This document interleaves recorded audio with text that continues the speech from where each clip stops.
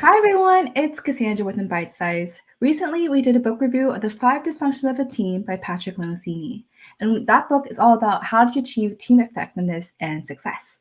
So today, to talk about it, we have Ginny Sikri, a program manager with over 20 years of experience in a variety of different industries, who uses her attention to detail and initiative to bring her projects to her success. Jeannie is also an active member of the International Institute of Business Analysis, and that's where I got to meet her as she joined one of our eNet events and spoke about her experience. More recently, Jeannie joined as one of our bloggers in InBiteSize. I'm so happy that she's here with us today. What I admire about Jeannie is her poise and her confidence and how she gets down to business when it matters. So, Jeannie, thank you so much for joining us today. Can you tell us a little bit more about your career journey? Hey, Cassandra. Uh, I am so happy to be here, taking this time talking with you. So thank you for having me on the show. Yeah, career journey. As you mentioned, I'm a program manager with 20 years of experience. I started my career as a business analyst, trying to understand business processes, knows hows and why of thing, and then data operations and stuff. Fast forward, I realized I love to take initiatives, work to collaborate more with the teams, work more cross functionally, leading projects, taking initiatives. So I evolved into more project and program management type role, working for financial and technical companies. Past few years, I've been actually working on more. As I realized I love to take initiatives, I took some more initiative. I started to work more on large scale implementation. So I've been working with digital transformation work, SaaS implementation. Um, well, I have also worked on RPA and AI projects, more into strategy and planning as well. So I think as I evolve my career, I see myself working more in technology, getting more into management, and now more into strategy planning and working towards the bigger initiatives. So that's been fast forward 20 some years. And then here I am. Currently, I'm working for as an automation delivery manager for Automation Anywhere. I am excited. I'm working on really cool projects, how we can use RPA and AI to improve the business processes for the companies. I am I'm kind of new to this role, and I'm excited how this journey goes for me. That's that, and I'm here. Let's talk.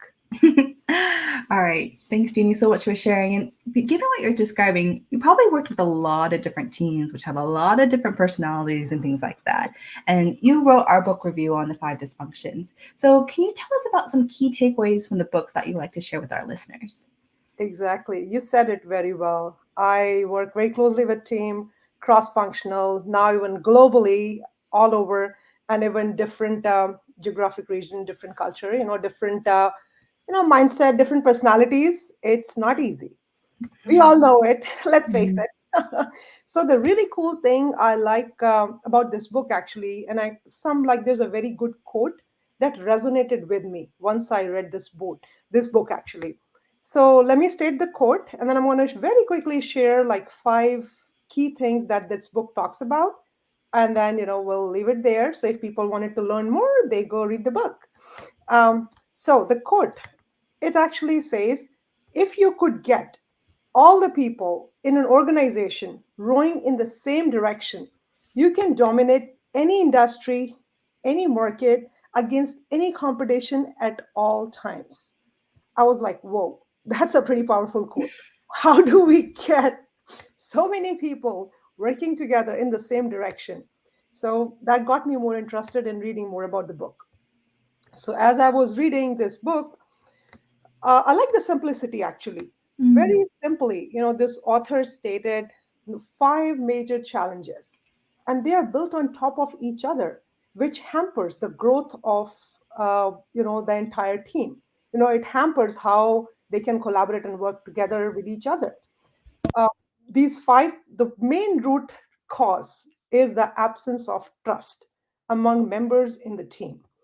So absence of trust leads to lack of conflicts. Mm. So, okay, because you're not talking to each other, you're not opening up, there's no conflict, life is good. So, it's like lack of conflict. So if there is lack of conflict, you don't know what we're talking about it leads to lack of commitment. So you don't really talk, we don't really communicate well with each other, we don't have healthy debates, that's pretty much it. So there's no commitment. And if there's no commitment, we don't know what we are working on. It leads to lack of accountability. So Mhm. if we don't know who's who in the team working with each other, obviously, it just leads to the downfall. We wouldn't be able to deliver together as a team. So I was like, wow, such a gradual explanation about the mm, five challenges that typically team face. So, and then he also suggested some really nice strategies to work with those.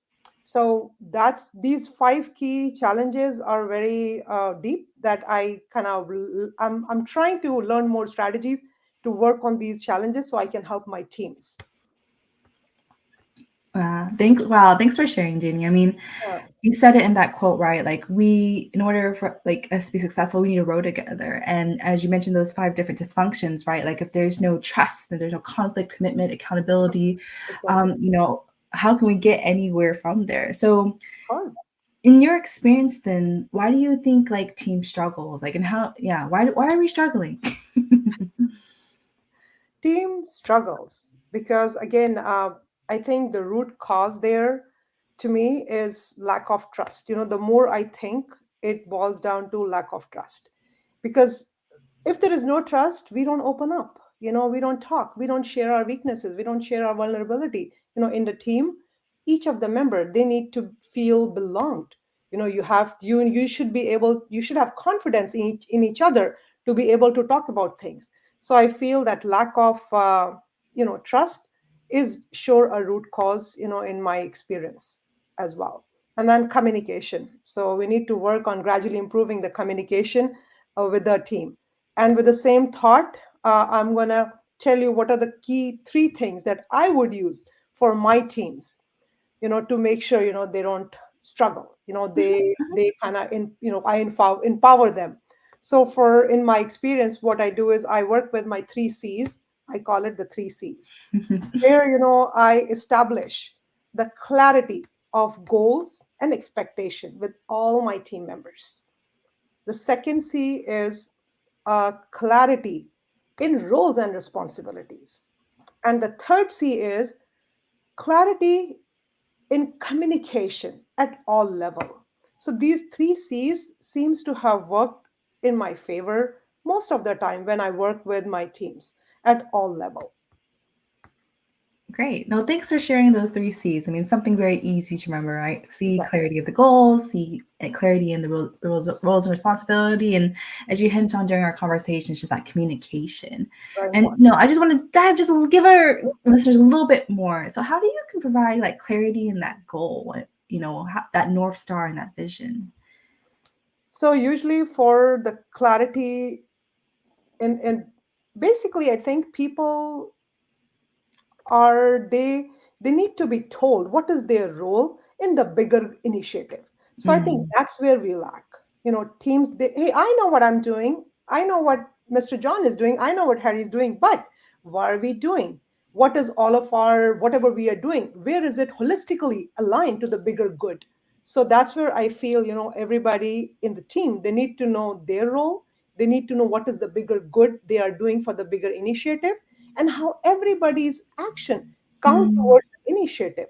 So I think that little bridge that people think, oh, you just tell me what to do, it's going to solve. No, it doesn't solve that way. You need to know. So I think that does help to kind of bridge that communication, share that vision with the team.